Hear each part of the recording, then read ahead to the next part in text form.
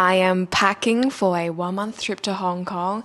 I have not been home for 3 years, so this is going to be so weird and so fun. I'm so excited. And I feel like I've forgotten how to pack, but we're leaving tonight. It's currently really hot here in Australia, but it's going to be really nice and dry and cold in Hong Kong, so I'm looking forward to that. This will be the first time in 3 years that I'm taking like a whole month break from work, so I've put my shop on hold, and this was something I was really adamant about. I wanted to make sure that I don't do any work during this 1-month break and just really spend time with friends and family, because it's really been way too long since I was last home and I need this time to myself. We're not flying till the night time, but we are pretty much packed. I also shipped out the last batch of orders this morning, so that's really good. I feel like because I haven't traveled in such a long time, I'm getting a bit anxious, but everything will be okay. I just got to do things one step at a time.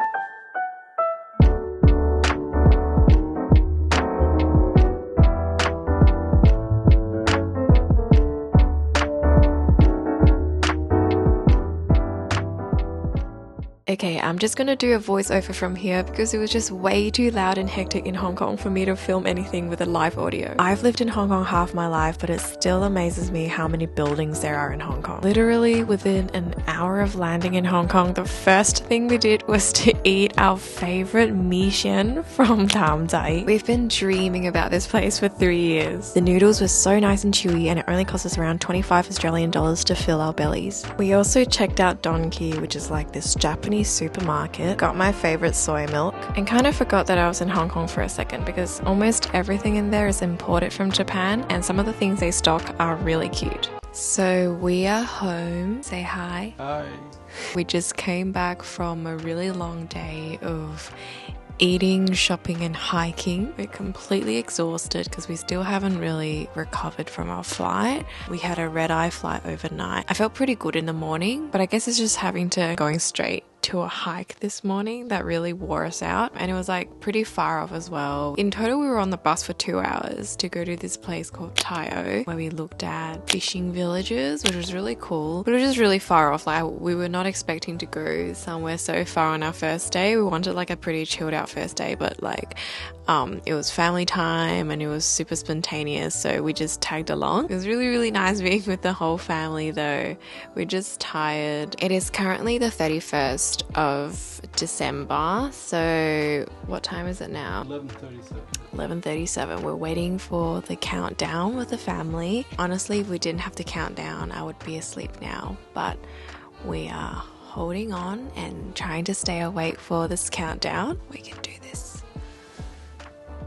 The next day, we hung out with my friend Yvette. We've been online friends for the longest time and finally got to meet up. She took me bead shopping, which was so cool. I got so much stuff for my shop. Then we came across this gachapon shop in Sham Shui Po. And of course, being Tamagotchi collectors, we were looking for the latest Tamagotchi gachapon. We looked through rows and rows of machines and finally, we found it.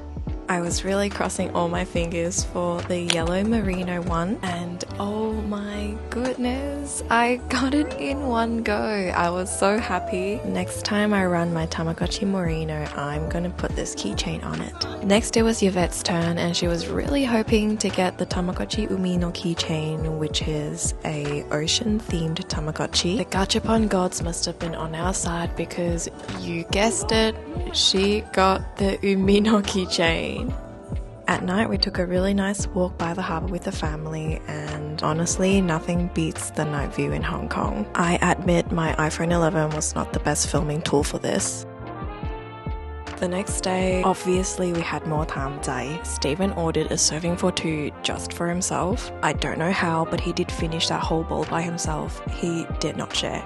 After that, we hung around Causeway Bay for a bit. It was so crowded. This is something that takes time to get used to. Came across a stall selling roasted chestnuts. These were 10 Australian dollars per pound and are one of my favourite snacks. These chestnut stalls are mobile, so you really have to come across one if you want to purchase from them. They would operate at different spots around Hong Kong and are only found during the winter time. I wish you could smell them. Of course, we had to meet my friend Kai. She's an amazing illustrator. Go check her work out. Hong Kong is a concrete jungle, but surprisingly, it is an amazing place to experience hiking in. We did quite a few hikes on this trip, and most hikes in Hong Kong are paved, so very easy for beginner hikers. The view when you get up to the top is so worth all the steps.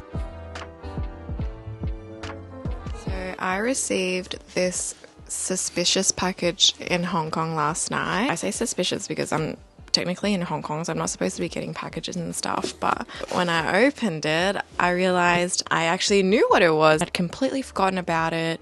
And this is a package from Makeship. Last year I did a plushie with them and I created Hungry Kappa, and last month they emailed me to say they wanted to send me something, so I gave them my shipping address, completely forgotten about this, and the package arrived last night. Here it is. It's so heavy, and turns out they sent me an award. The Makeship team had selected my plushie for the Best Accessories Award. So they sent me this plaque and it looks so cool. I've never gotten an award for my art before, so this means a lot. It also came with this note and it's handwritten, and it's just a sweet little note thanking me for designing my plushie. Thank you so much, Makeship. The next day we went to Ocean Park, which is this beautiful theme park with rides, aquarium and animals. It really has everything. We got to see the pandas during the breakfast feeding and also came across some really cute otters. We stood there watching them cuddle each other for a good 10-15 minutes. Then we hopped onto the cable car rides, which is an all-time favorite. If you're afraid of heights, this is not the ride for you, but I personally love it. It was so relaxing and the view was 10 out of 10. We spent the entire day at the park and it was so fun, so relaxing. The park was also pretty empty when we went, so we didn't have to wait long for any rides we wanted to go on. It was a perfect amusement park day. My second week in Hong Kong started off a little rough because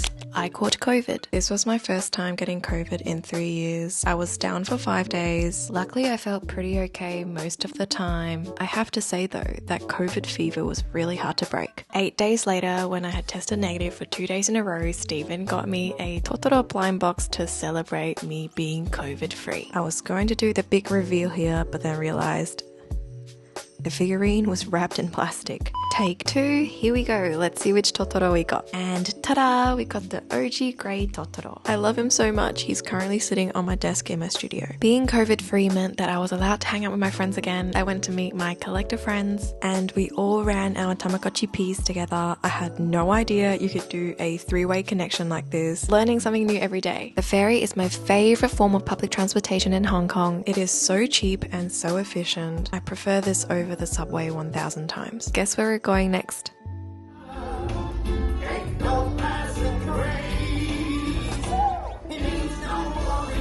Yep, we're at Disneyland, even though we've been here a million times. Hong Kong Disneyland is definitely a lot smaller compared to the other Disneylands around the world, but I kind of like it that way because you can really go through the entire park in one day. Everything in the park is quite close together, so when you're walking through it, it is a very stimulating experience. Look at this super cute Dumbo headband Stephen got. Fast forward to the last few days of our trip. It was Chinese New Year, so the whole family decided to go on a hike. It was really cold, so we were completely wrapped up. I kept trying to move around to warm myself up. I know I look ridiculous, but it worked. I warmed up after moving around for a bit and got to really enjoy the view.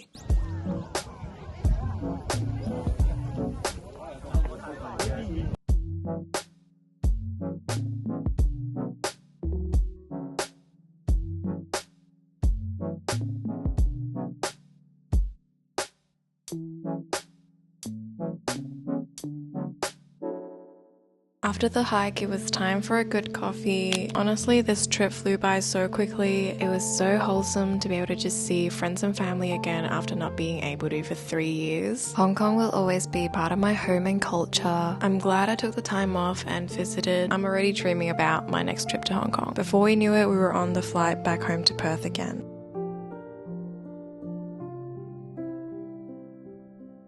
I am back in Australia. Excuse the mess. I only just started unpacking and the apartment and my home studio is a mess right now. Anyway, it's just really nice to be back again, and I literally just woke up, so if I look a bit dead, that's why.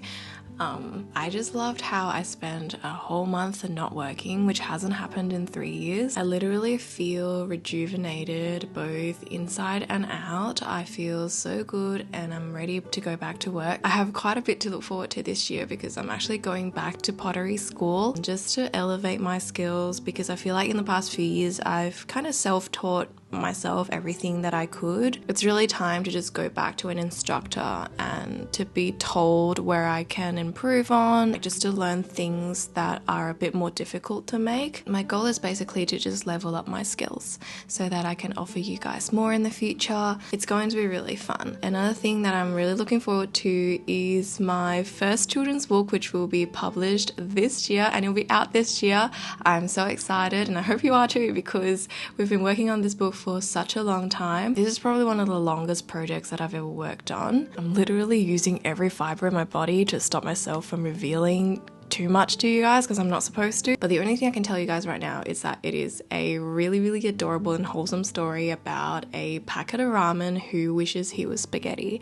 I will have more information about this out for you guys in no time, so stay tuned. So yeah, that's pretty much it. And oh, I actually received this parcel today, and I was very lucky to have collected it in time because it was literally just about to be sent back to the sender because it was delivered here while I was away. This is a parcel from Satrims, aka Natasha L. I love her work, so excited to open these. Why don't we do a spontaneous unboxing? This is so random, but like I literally just got this and I haven't opened it yet, so let's do that.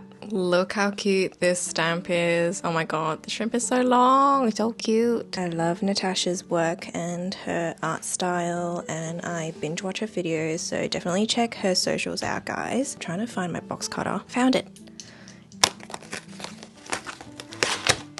Ooh, I love how this box opens. This is actually a swap that I did with Natasha, so I'm not very sure what's inside, but oh my god, I can already see really cute things. Look what she drew me. It's so cute. It's us. First things first, look at this to-do list. So cute. Look how pretty these prints are. This says love and this says sad. Is that how I would translate it? I should know, I have a master's degree in translation. Oh my god, these are so pretty. Thank you so much. Ooh, look how dreamy these colors are. Oh, this is the best. Is that a jellyfish? Man, this is beautiful. I'm never gonna chuck this away. I can tell the amount of work she put into designing this. This is amazing. I will be keeping this till 21, 23.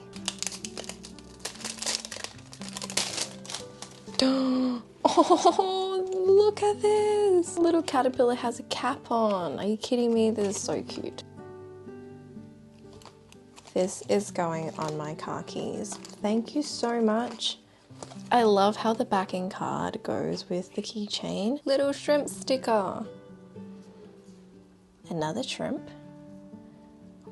Ooh, I like this one. Wow. So pretty. Natasha has Patreon, and I think that's where she offers most of her stickers and prints, so if you're interested, definitely check that out. And we have a tote bag next. Oh my god, even the motorcycle is a shrimp.